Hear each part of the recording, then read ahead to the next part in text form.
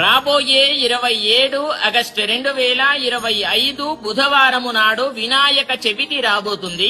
మరి పూజా టైమింగ్స్ ఏంటి, వినాయకుడిని ఎప్పుడు పూజ చెయ్యాలి, ముహూర్తం చెప్పండి అని చెప్పేసి చాలా మంది కూడా అడగడం జరుగుతుంది.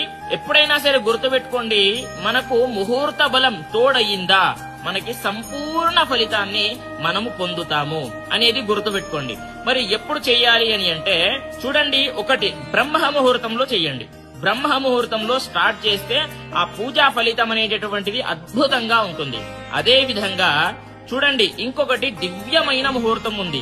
ఉదయం తులా లగ్నంలో ఉంది. అది టైమింగ్స్ ఏంటి అని అంటే 11:07 దివ్యమైన ముహూర్తం ఉంది. అప్పుడు పూజ చేసుకోండి, అద్భుతంగా ఫలితాలు పొందవచ్చు. అదే విధంగా కొంతమందికి పూజారులు దొరకరు, పూజా విధానం తెలియదు. వాళ్ల కోసం ఏంటి అని అంటే గజానంద స్వామి ఆస్ట్రాలజర్ అనేటటువంటి యూట్యూబ్ ఛానల్లో మీకు పూజా విధానం అంతా కూడా అప్లోడ్ చేయడం జరిగింది. అదే విధంగా నా స్టోరీలో, నా బయోలో లింక్ ఉంటుంది. అక్కడికి వెళ్లి పూజ అంతా కూడా మీరు చేసుకోవచ్చు. మంత్రాలతో సహా ఉంటుంది కాబట్టి ప్రతి ఒక్కరికి కూడా తెలియజేయండి. స్వస్తి, సర్వే జనాః సుఖినో భవంతు.